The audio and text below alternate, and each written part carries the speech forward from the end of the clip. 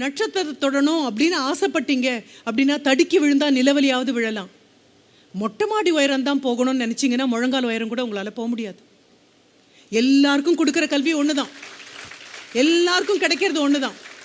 ஆனால் யார் அதை எடுத்துக்கிறோம் அப்படிங்கிறதுல இருக்கு. 8ஆம் தேதி பிப்ரவரி மாதம் 2019 இந்த நிமிடம் வரை ஒரு கொயர் நோட்புக்கை கொடுத்து கணக்கு காமிங்கப்பா நீங்கள் செலவழிச்சதுக்கு அப்படின்னு சொன்னால் பணம் மட்டும் அல்ல கணக்கு காண்பிக்க வேண்டியது, நேரமும் கூட தான். ஆண்டவன் நம்ம சாப்பிட்ற பருக்கையில் பேர் எழுதுறாருன்னு சொல்கிறீங்களே, நான் அவருக்கு அதை விட பெரிய வேலை கொடுத்துருக்கேன். என்ன தெரியுமா?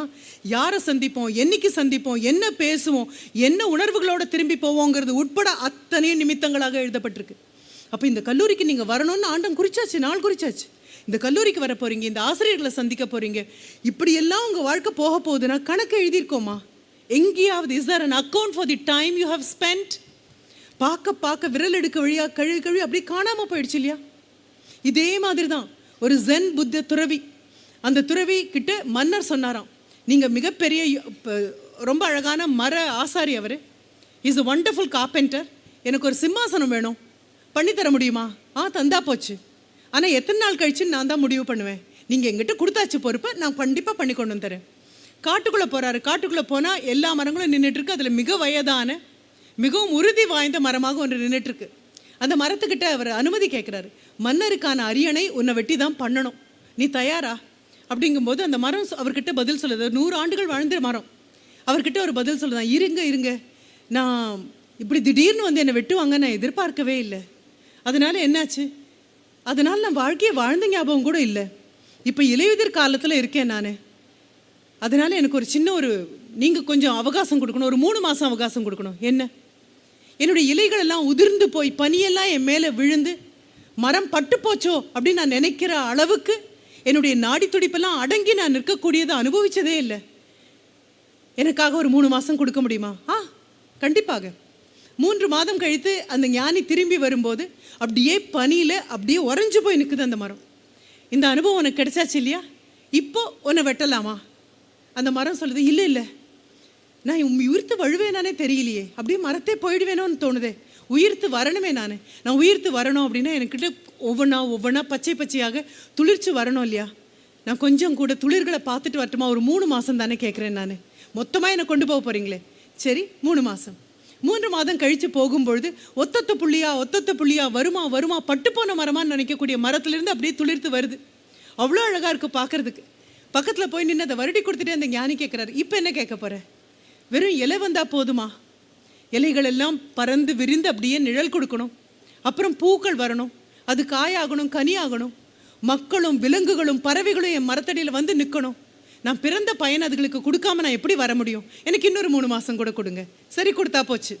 ஒவ்வொன்றாக ஒவ்வொரு பருவ காலத்தையும் தாண்டி கடைசியாக மீண்டும் மரம் தன்னுடைய இலைகளெல்லாம் கொட்டக்கூடிய அந்த இலையுதிர் காலம் வரும்போது ஞானி வந்து நிற்கிறாரு. அப்போ மரம் அவர்கிட்ட சொல்கிற பதில், என்னை இப்போ தாராளமாக வெட்டிக்கலாம். கடந்து போன இந்த 1 வருடத்தின் ஒவ்வொரு வினாடியும் அனுபவிச்சு நான் வாழ்ந்திருக்கேன்.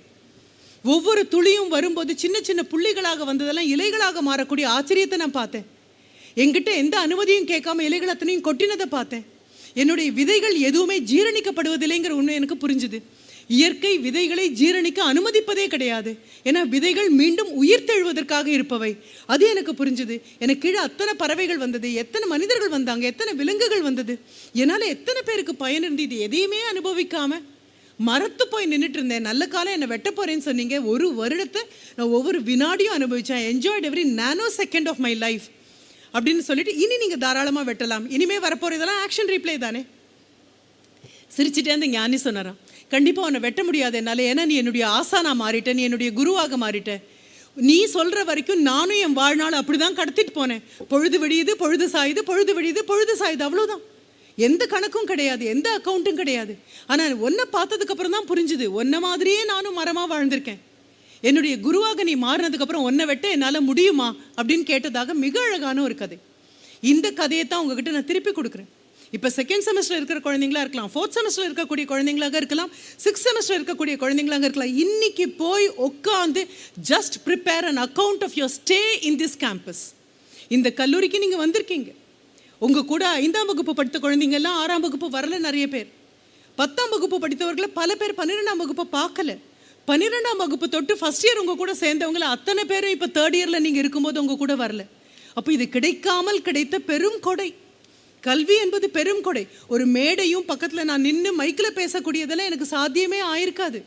எங்கள் காலகட்டத்தில் கல்வியா அப்படின்னாலே என்னன்னு தெரியாத குழந்தைகளாக உட்காந்துட்டு இருந்த பொழுது ஒரு கர்ம வீரரும் ஒரு தந்தை பெரியாரும் எங்கள் வழியில் வரலை அப்படின்னா பள்ளிக்கூடத்தினுடைய வாசலை கூட நாங்கள்லாம் மிதிச்சிருக்க முடியாது. எவ்வளோ பெரிய ஒரு பேர் எங்களுக்கு எல்லாம் கிடச்சிருக்கு. அப்போ நாங்கள் என்ன நினச்சோம்? நாங்கள் பட்ட பாடு எங்கள் குழந்தைங்க படக்கூடாது, நாங்கள் பட்ட கஷ்டம் எங்கள் குழந்தைங்க படக்கூடாது. நாங்கள் பண்ண தப்பு என்ன தெரியுமா? நாங்கள் பட்ட கஷ்டம் எங்கள் குழந்தைங்க படக்கூடாது, எங்களுக்கு கிடைக்காததெல்லாம் எங்கள் குழந்தைங்களுக்கு கிடைக்கணும்னு நினச்சோமே தவிர எங்களுக்கு கிடைச்சதை அவங்களுக்கு கொடுக்க நாங்கள் மறந்து போயிட்டோம். அதை நாங்கள் வேறு யார்கிட்ட கொண்டு போய் கொடுக்க முடியும்? எங்களுக்கு பொறுமை கிடைச்சிது, நிதானம் கிடைச்சிது, 10 பேரோட பழகக்கூடிய வாய்ப்பு கிடைச்சிது, பெரிய குடும்பங்கள் கிடைச்சிது. அந்த குடும்பத்தில் எல்லாருக்கும் கிடைக்காட்டாலும் ஒருத்தருக்கு கிடைச்சா அத்தனை பேரும் காத்துட்டு இருக்கக்கூடிய அந்த பண்பு கிடைச்சிது. அண்ணாக்கு ஒரு ஜாமெட்ரி பாக்ஸ் இருக்குது அப்படின்னா அந்த வீட்டில் அது ஒன்று மட்டும்தான் ஜாமெட்ரி பாக்ஸாக இருக்கும். அண்ணா 10ஆம் கிளாஸில் உட்காந்துட்டு இருப்பாரு, அக்கா 8ஆம் கிளாஸில் இருப்பாங்க, அடுத்த தம்பி 6ஆம் கிளாஸில் இருப்பான். ஆசிரியர்களும் புரிஞ்சுக்குவாங்க. பாக்ஸ் ஜாமெட்ரி பாக்ஸ் எங்கே அப்படின்னு கணக்காசிரியர் கேட்டாங்கன்னா அடுத்த நிமிஷம் அண்ணா கிட்ட இருக்கு, அக்கா கிட்ட இருக்கு, ஓடி போய் வாங்கிட்டு வர மாதிரி இருக்கும். அந்த ஒரு பெட்டிக்கு மேலே வாங்கி கொடுக்க முடியாது, ஒரு அட்லஸுக்கு மேலே வாங்கி கொடுக்க முடியாது. ஆனாலும் அந்த வறுமையில் செம்மையை தாண்டி வந்தோம். இப்போ என்னாச்சு அப்படின்னு சொன்னால் ஆடம்பரங்கள் எல்லாம் அவசியங்களாக உங்கள் கைக்கு மாறி போச்சு. அத்தனையும் உங்கள் கையில் வந்து உட்காந்தாச்சு.